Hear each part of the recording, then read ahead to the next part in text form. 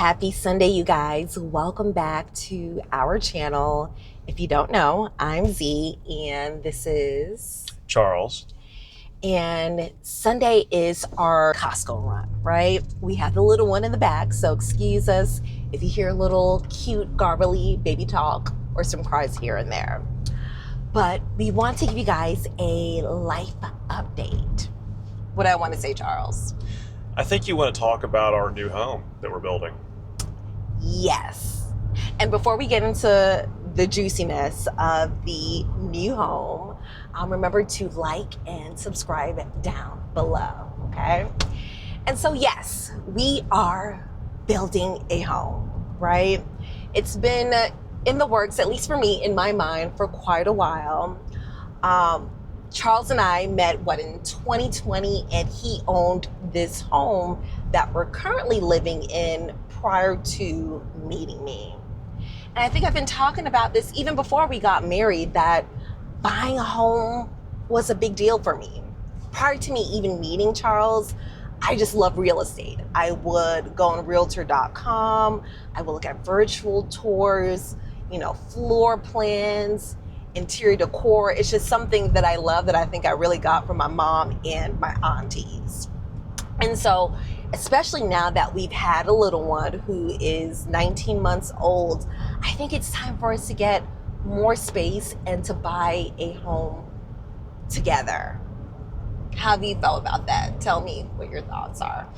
I'm kind of a creature of habit, and to me, I have kind of simple needs, and it's a little disruptive. However, I think that the plans that you have are gorgeous, and I think that I'm kind of excited about the direction that we're going. Even though my tendency is always to kind of be happy with what I have. Yeah, I think that, and let me know if I'm incorrect, I guess it's kind of what you just said. Initially, when I proposed it to you, I think you were a little bit, what's the word? Not annoyed, but you weren't really you didn't understand the reason why, I guess. I think I've come to understand a little bit better. Of why I wanted to buy a home. Yeah, as we go along. And I think I'm a little bit spoiled because I have first off, I've owned houses for a long time. I bought my first house in 2007. I've owned, I guess probably 6 or 7 houses, through like houses that I've lived in or through rental properties and things like that. So that it's kind of not a new thing for me. But I understand for you, it's a big deal. I've never built a house before. I've never been involved in constructing a house. So that's new for me. But yeah, it's kind of, I wouldn't say that it was something that I would have undertaken on my own. However, as we've gone along, I've kind of seen your excitement about it, and it's gotten me excited too. I like picking out things. It's fun. Yeah, I think for me, prior to meeting you, I think that was always one of my dreams, was owning a home. I could care less about a nice car. I will buy the cheapest of cheap jewelry, $5. I like nice clothes, but I'm not one to spend a lot of money on those things. But there's something about being able to buy a home and then create a space that's comfortable for you and your family, that's so important to me. And it also allows for me to kind of use my creative side too. The interior decorating for me is also a big thing. And I feel like we got married, we have children, we've added a little one to our family. It's time that together we build a home, right? Yeah. The current home that we live in is great, right? The setup is nice. We're in a nice neighborhood. But it's a home that Charles, that you chose and that you bought with his previous wife who passed away. And so for me, it's just about, as far as I think, creating together a space, so that's why it was really important for me. And so let's go a little bit forward in regards to that. Let's talk about how we started off with our process, right? For looking for a home. So it took me, I don't know, weeks. I think I interviewed, 7 real estate agents. That was the first step for me. And I think it was important that I found a real estate agent that we both felt comfortable with, having tough conversations with. And there was a few interesting characters when it came to our real estate agent, I guess. I'm sorting through that. And do you want to talk about any of the real estate agents that we met? We're not going to list names, but just interesting characters, I guess you can say. Yeah, real estate agents are very interesting these days because it seems like you have people who are personalities on social media. We're social media watching people. So the first thing that we did is we went out to YouTube, we went out to the gram. When you search for the different types of homes or like real estate in your area, you're gonna pull up realtors who have invested a lot of time in their social media marketing. Now, what's interesting about those folks is it seems like they're very transaction oriented. We met a couple of them and it's kind of like, yeah, I can put you into a house right now. Tell me what you need, and it's kind of like, okay, well, with us, we are a little bit more complex. We're looking for a house that's probably 2 times the average house size around here. Part of the reason for that is because my dad lives with us. Currently, he's in a separate house on our property, but we need to find something to accommodate him, kind of a separate in-law suite. And so we don't feel like we're customers who are looking for a turn and burn type real estate agent, like I'm going to put you in something today. We're looking for somebody who's a little bit more consultative. And then also the fact that we're, in the higher, let's say, price range than the average around, it also turns a lot of people off because I feel like a lot of real estate agents have crafted their practice and sort of developed comfort around selling houses that are in this certain range, and once you go, if you're under or over that range, I feel like it starts to turn them off because I know at least one person that we met, she seemed not interested because it almost sounded like she didn't want competition for the business. Didn't like the fact that we were talking to other real estate agents. That particular person, I think that most of her business came from people at her church. So I feel like you run into a lot of folks who have captive audiences, like they're selling all the houses within their neighborhood. I think they call that farming or something like that. Or they're military, and so they if you're military, you're supposed to work with them. Or you're in their church. Yeah. So like I said, our house, what we're looking for is probably 2 times the average size price place around here. And so we're looking for somebody who's a little bit more consultative and is willing to work with us through a longer term. And so that made it difficult to find somebody who was a good fit.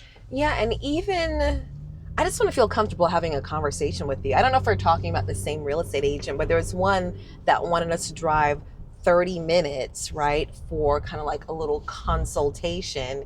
And we couldn't make it. We had the young one, so we just asked, can we do this, virtually? And she eventually was okay with that. And with the virtual, it's pretty much, well, you pretty much know all you need to know about me. Like what, it was so, do you remember that? I do. And it was like, you can at least have a conversation, get to know a little bit about me.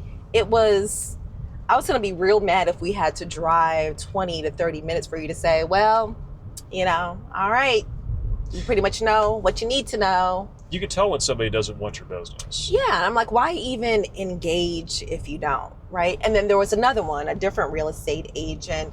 Resume seemed great, a heavy presence on social media. But for me, you have other reasons, but for me, the little thing that stood out was when this person left, our home, they were just talking to him. They were just looking him in the eyes. Yeah. And for me, address both of us, right? And that says something when you're engaging, with your client. Look both of them in their eyes. And it was like, I almost didn't exist, right? I don't need you to always be looking at me, but when you're, giving your departing remarks, look at me, let me know that you acknowledge me too. And so I really didn't feel comfortable with that individual. And jumping to our last real estate agent that we interviewed, which I believe was number 7, and that was the person that we went with. And you know why? It was because they were asking, who are we, right? Her history was she was a school psychologist. Yeah. And she was just asking the little things about who we are as individuals, right? Like, what do we like? What are we, looking for as a home? Like, what kind of home are we trying to create? You know what her question was that was so great? What was the question? This was what hooked me. What? She said, "What does this house mean to you?" Oh, that's right. Remember that? That's right. And that was the first time. I'm like, oh, that's a good question. I didn't really think about that. And I was like, these are really thoughtful questions, right? And I think that was the first time for you and I that someone even asked us that. So that is who we went to. And I don't regret that, right? Yeah. I still feel like she's someone I feel comfortable telling her, hey, I don't like this. Can you find this out? If she doesn't know the answer to something, she will try to find out the answer or point us in the right direction. So I do think that we made the right choice. Correct. Okay? Absolutely. And then jumping to how we start off our process, right, with looking for a home. Initially, we thought that we wanted an existing home. And we looked at a couple, right? Maybe 6 or so. By existing, you mean not new construction? Not a new construction home, just, a home that was previously owned by someone, right? And, there's some nice homes out there, but we couldn't find, I don't think, everything that we wanted within our budget, right? There were some where I loved the neighborhood, but the homes were a little bit boxy for me. There was one that had a nice amount of land around it, but what was the issues with that home for you?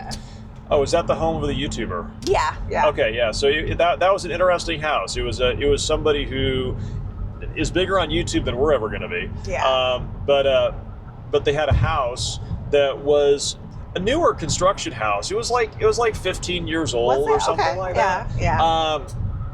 But it was out in the middle of it was off a dirt road in an area, not a planned community, which is fine for us. We originally thought that was what we were going to get, but not on sewage, on septic, and a little rustic. There was like 2 acres of land. Some of the land may or may not have been conservation, where you're like restricted with what you could do with it. They had, chickens, totally buying one laid an egg, totally buying a lifestyle with this house, which would be great for somebody. But it was also about 100 yards away from the river. Yes. And we were like, oh, do you have flooding issues? And they're like, oh, no, the last hurricane, my neighbor got flooded, but we were just fine. And I'm like, oh, so... Between all of that stuff and the fact that the house being a little bit older now, nice house, just about the size that we're looking for, but we would have had to dump, probably another 20% of the purchase price into the house, and plus there wasn't really an accommodation for my dad, and so we would have had to build a second house on the property, in addition to kind of renovating the original property a little bit. And so we're kind of like, all right, do we really want to buy a project? And then on top of all of that, for me, I don't mind being, a little bit more rural, but I want it to be in hospitable rural, right? We're a very diverse Correct. family. And I didn't know how the neighbors around us were going to be. I wanted to be comfortable that when our children are, playing, around the house, there's no, you know, odd individuals, I'll say, surrounding us. So that was a big issue for me, right? And so ultimately, we decided that wasn't the home for us. And if for both you and I, when we started out this house search, we were like, no planned communities, not doing it. And you know what? One day I started looking on the internet, because it's what I do, right? Research. And I started seeing all these new communities, right, popping up. And I didn't tell Charles, but I just went looking, seeing what they offered. And I was like, hey, it's kind of nice. There's lots of amenities in these different communities. And that's something we talked about with having young children. We wanted them to be around other young children. And then a lot of these homes, you're able to choose out the countertops, the floors. And so I was like, hey, Charles, humor me. Let's go look at one, right? Not too far from us. And it was beautiful. The model was beautiful, right? That was the first one that we looked at. And it wasn't quite the fit for us because on the outside was a little boxy, right? We couldn't get our minds wrapped around that. And it didn't have quite the space that we would need for my father-in-law. So that was no. But we started getting on the planned community, bus a little bit. And now I've been somebody who's always made fun of the planned communities, to be able to drive the little golf carts. Yes. And so, but as a friend of mine once said, the quickest way to wait tables for the rest of your life is to say, I'm never going to wait tables again. And so in our case, the quickest way to end up living in a master planned community is to make fun of people who live in master planned communities. And that's just the way life works, right? Correct. And then that brings us to, we went through looking at another new build or new community. And that brings us to the last community that we found. What was really nice about it was there is a base model, but you can add a whole second floor. You can add, as many bathrooms, as long as there's space on the property. And that's pretty much what we did. We pretty much added a whole second floor. Yeah. And we are building from the ground up. We just went through our design process, design center process, and we'll talk about that probably in some later videos. I think in our next video, we're going to show you some videos of the base model and another model home that we were considering. They were kind of going neck to neck on which one of these communities that we were going to go in. But let me ask you now that we're here, we've been through a little bit of the design process, we're almost at the point of, what do they call, breaking ground, so to speak. Yeah. How do you feel? I feel good. It's nice that we have a direction. Probably the worst feeling in the world is not having a direction. And when you have so many options, it's very anxiety provoking. But now that we have a direction, I feel good because we know what we're doing. Yes. We know where we're going to be. We know what we're building. All we have to do is make some smaller decisions, and then there's just navigating through the process, the financial. When do we have to have the cash to cut the check here and there, and then spying on them while they're building the house. Yes, I'm getting excited, right? There is, if you guys have done the design center process, it's literally a day to make all the decisions, colors, things like that. And they give you about a week or two afterwards to confirm that. So it's been a process. I think it's very new for both of us, but I've enjoyed it. I know that I've harassed Charles over and over about colors and what floors and walls and just minute things, and I'm sure he Whenever we have spare time, it's all we talk about. It's all I can think about, right? It's all that goes through my mind. It literally is. And I know it's a bit frustrating, but I think he's been a good sport. But I'm happy. I'm happy that we've found a community. We have a floor plan in place. We're just doing the small things now. The bells and whistles is kind of where we're at now. And we're actually on the way to look at another house from the same builder that may have some of the flooring options installed that we're considering for our house. And so we're going to do some video there, and we'll probably put that up also. And Yes. don't forget, in the comments, this should be interactive. So in the comments, post your questions about what we're doing, or mention, are you also building in a master plan community? What are things that you would like us to make videos about while we're going through this process? Yeah, and we'll walk you through. Like I said, I'm excited to the next video to show you a little bit of what our home will look like, and the model that we were almost this close of, I think, going with. So anyway, you guys, happy Sunday. Remember to like and subscribe down below.